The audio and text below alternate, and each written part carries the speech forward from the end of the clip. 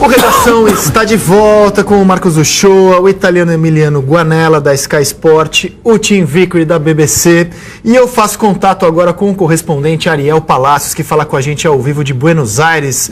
Ariel, bom dia! Já sabemos como estão as coisas em Quito. E em Buenos Aires, em toda a Argentina, como está a expectativa para o grande dia de amanhã? Ariel, bem-vindo!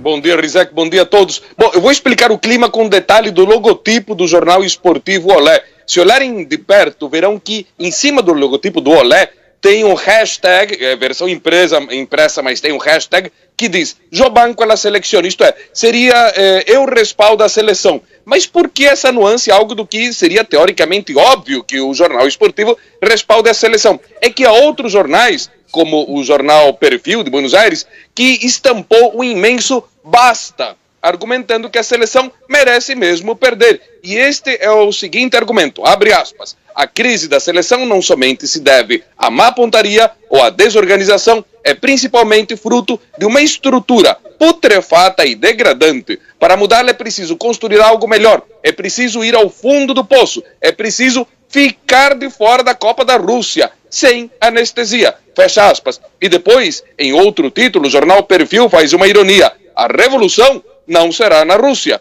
Esse é o clima, Rizek, eu diria que está dividido entre o público, isso foi a imprensa, mas no público, de forma geral, está dividido em 3/3. Um grupo que pensa que a seleção argentina tem que perder mesmo, com o objetivo de ressurgir das cinzas, como fênix renovada. Outro terço que está acostumado ao fato de que a Argentina não ganha uma Copa em quase 4 décadas, quer dizer, você tem algumas gerações aí que nunca viram a Argentina campeã mundial, e além do fato de ter ficado em segundo lugar na Copa do Brasil, na Copa América de 2015 e 2016, e estar resignado a uma série de segundos lugares, de fracassos, de problemas acumulados, pessoas que estão tristes, mas que acham que é praticamente normal esse estado de coisas, no qual a Argentina poderia eventualmente ficar fora da Copa. E aí vem o último terço dos torcedores, os que querem mesmo que a seleção consiga ir à Rússia. Mas esse terço se subdivide em 2 partes.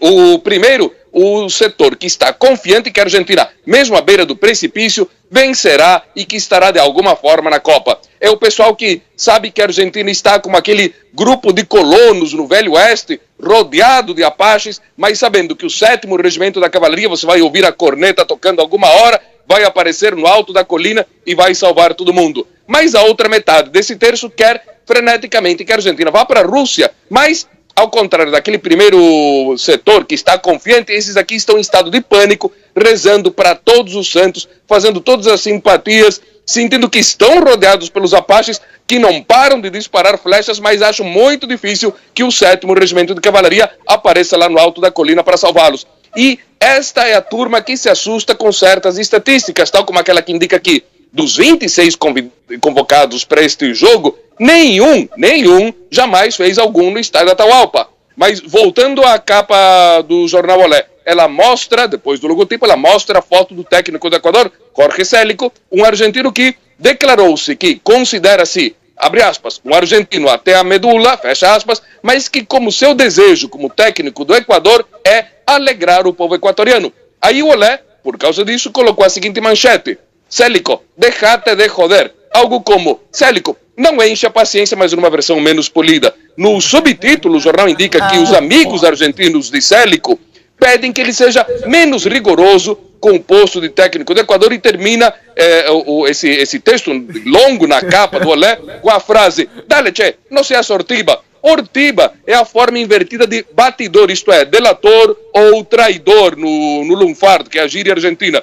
Enquanto isso, a seleção argentina, como contaram antes, está em Guayaquil, no litoral do Equador. Amanhã, horas antes do jogo, irá a Quito, a 2.600, 2.700 metros de altura, para enfrentar o Equador. A altitude de Quito está favorecendo um jogador que estava meio desvalorizado, que é o Fideo de Maria, já que ele tem a capacidade, embora ele tenha tido algumas atrapalhadas na seleção nos últimos tempos, mas ele se adapta facilmente às alturas. E um detalhe interessante, aproveitando que temos aqui nosso honorável Emiliano Guanella, um italiano, Gustavo Quinteros de Sabato, um sobrenome italiano, era o anterior técnico da seleção do Equador. E agora o Célico, na verdade, que assumiu em setembro. Célico é um nome de uma cidadezinha que está em Cosenza, lá na Calábria, no sul da Itália, e nosso querido Emiliano é, se não me engano, lá da Lombardia, no norte. Confere, manda um grande abraço com Ariel. Várias vezes nos cruzamos em Buenos Aires em cobertura. Abraço, Ariel. Ariel, completam-se hoje 50 anos da morte do médico argentino Ernesto Guevara, o Che. Não falaremos aqui de ideologia. Calma, Twitter. Calmem, vocês aí que odeiam, que amam o Che Guevara. Não falaremos disso.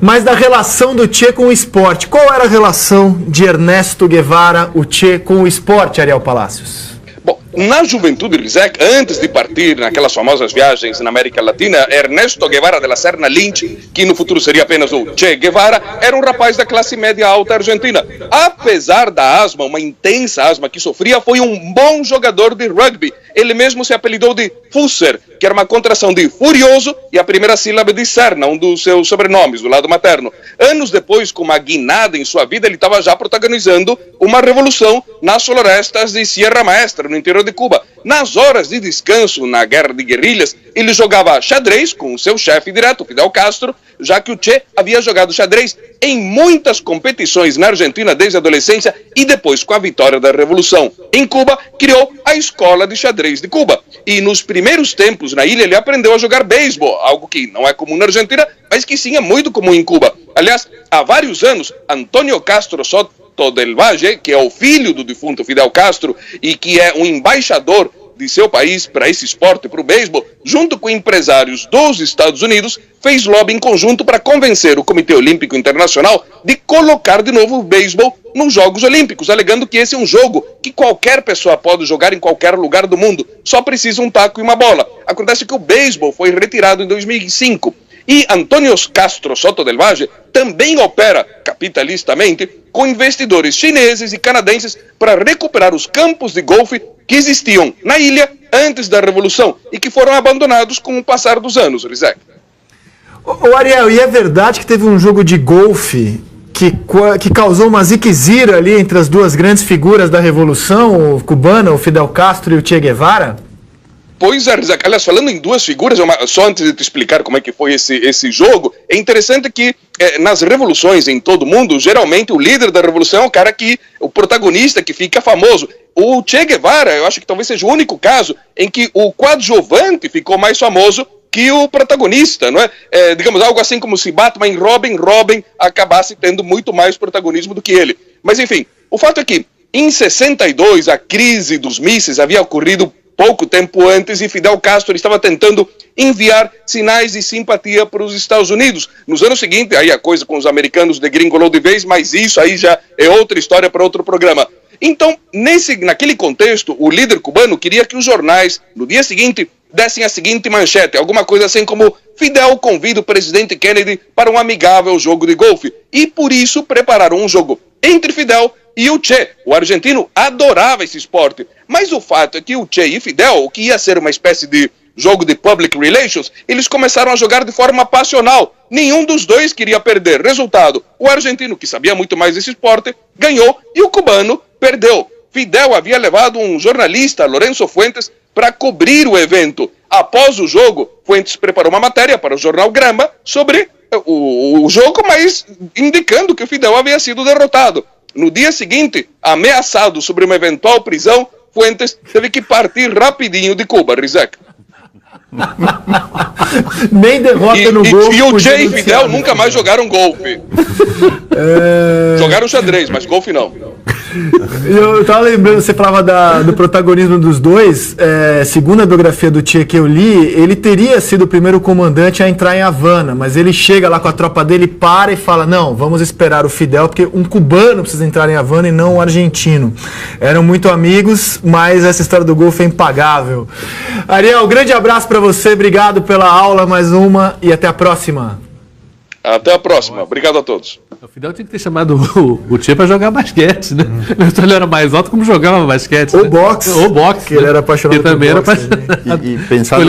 E pensando no Che Guevara, a famosa frase do Che Guevara: hay que ser duro sin perder la ternura.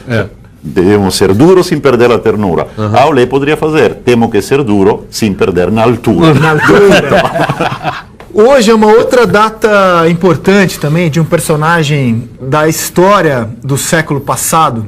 E eu fiquei sabendo disso porque eu sigo o Ringo Starr no Twitter. Coloca aqui, diretor. Aliás, o Ringo Starr é uma maravilha no Twitter. Você é cheio de ódio, ele manda peace and love todos os dias. Paz e amor, todas as mensagens do Ringo terminam com paz e amor. E hoje ele escreveu o seguinte: dizem que é o seu aniversário. Ele está falando do John Lennon. Hoje é aniversário do nascimento de John Lennon, que veio ao mundo em 1940. Então, Tim Vickery, obrigado por vocês inventarem o futebol, os Beatles e os Stones. Muito obrigado por esta grande contribuição na história da humanidade. Pessoalmente, eu tive pouco a ver com nenhum dos três. Mas tudo bem, vou passar. Recebe a nossa gratidão. E siga o Ringo no Twitter, que vale a pena, viu? Sempre termina com paz e amor para vocês. Bonita a mensagem do Ringo para o John Lennon.